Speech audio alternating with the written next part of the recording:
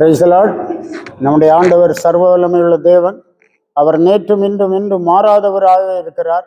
அவர் இருக்கிறவராகவே இருக்கிறார். ஆகவே அவருடைய பரிசுத்த நாமம் மென்மேலும் மகிமைப்படுவதாக. இந்த டிசம்பர் மாதத்தின் முதல் நாளுக்காக கர்த்தருக்கு நன்றி சொல்லுகிறேன். இந்த நாளிலே நம்முடைய சிந்தனைக்காக 2 ராஜாக்கள் 14ஆம் அதிகாரம் 26வது வசனம். இஸ்ரவேலின் உபத்திரவம் மிகவும் கொடிது என்றும் அடைப்பட்டவனும் இல்லை, விடுபட்டவனும் இல்லை, இஸ்ரவேலுக்கு ஒத்தாசை செய்கிறவனும் இல்லை என்றும் கர்த்தர் பார்த்தார். கர்த்தர் பார்த்தார்.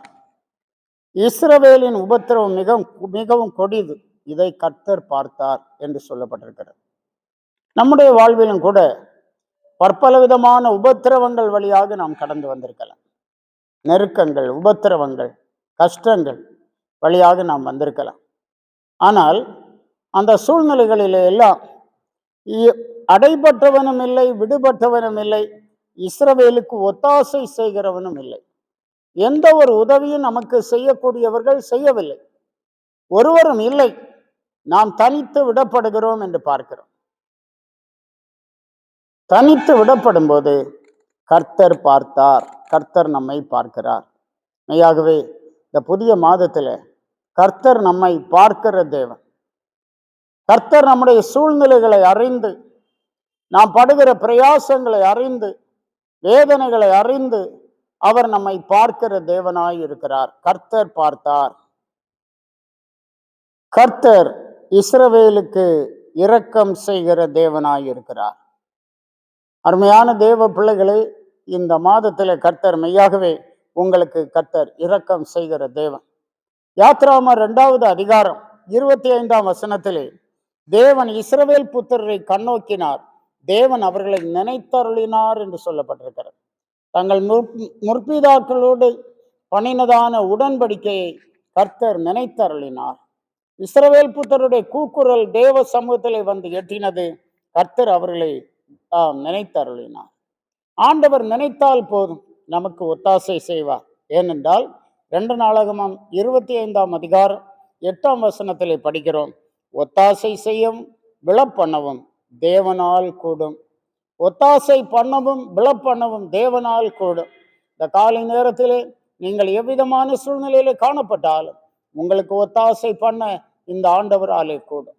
நீங்கள் செய்ய வேண்டியது, அவருடைய சமூகத்தில் உங்களை தாழ்த்துங்க, உங்களை ஒப்பு கொடுங்க, அவருடைய வசனங்களை ஏற்றுக்கொள்ளுங்க, கற்பனைகளை ஏற்றுக்கொள்ளுங்க, அவருக்கு உண்மையா இருங்க. கர்த்தர் உங்களை அதிகமாக ஆசீர்வதிக்கிற தேவன். சங்கீதம் 22வது வசனத்திலே படிக்கிறோம், அவர் பரிசுத்த ஸ்தலத்திலிருந்து உமக்கு ஒத்தாசை அனுப்பி சியோனில் இருந்து உம்மை ஆதரிப்பாராக என்று சொல்லப்பட்டிருக்கிறது. மெய்யாகவே நாம் வானத்தையும் பூமியையும் படைத்த கர்த்தரால் ஆசீர்வதிக்கப்பட்டவர்களாக இருக்கிறோம். இந்த மாதத்துல, இந்த வருஷத்தின் கடைசி மாதத்துல புதிய ஆசீர்வாதங்களை, புதிய நன்மைகளை, புதிய கிருபைகளை நமக்கு தந்து நம்மை நிறைவாய் நடத்துவதற்கு இந்த ஆண்டவர் வல்லவராக இருக்கிறார். ஆகவே அவர் சித்தம் செய்து அவரோடு கூட காணப்படுவோம். கர்த்தர் உங்களோடு இருப்பாராக. ஜெபிப்போம். வானத்துக்கும் பூமிக்கு ஆண்டவராயிருக்கிற நல்ல கர்த்தாவே, நன்றியோடு துதிக்கிறோம், ஸ்தோத்திரிக்கிறோம். ஒத்தாசை பண்ணவும் விழப்பண்ணும் உம்மால் கூடும் ஆண்டவரே. தேவனால் எல்லாம் கூடும். அவ்விதமாக இந்த காலை வேளையில ஆண்டவரே, உம்முடைய ஜனத்துக்கு உண்மையான ஒரு மனம் திரும்புதலை தந்து ஒவ்வொருவருக்கும் கர்த்தர் ஒத்தாசை பண்ணும்படியா ஜபிக்கிறோம். பேர் பேராய் இவர்களை ஆசீர்வதிக்கும்படியா ஜபிக்கிறோம். இவர்களுடைய உபத்திரவங்கள் இந்த எல்லாம் கர்த்தர் இவர்களை விடுவித்து ஆசீர்வாதமான நாட்களை, மேன்மையான நாட்களை தம்முடைய பிள்ளைகளுடைய வாழ்க்கையில தரும்படியா ஜபிக்கிறோம். பலப்படுத்தும் அதிசயங்களை செய்யும், ஆசீர்வதியும். இயேசு மூலம் கேட்கிறோம் பிதாவே. ஆமென். ஆமென். God plus.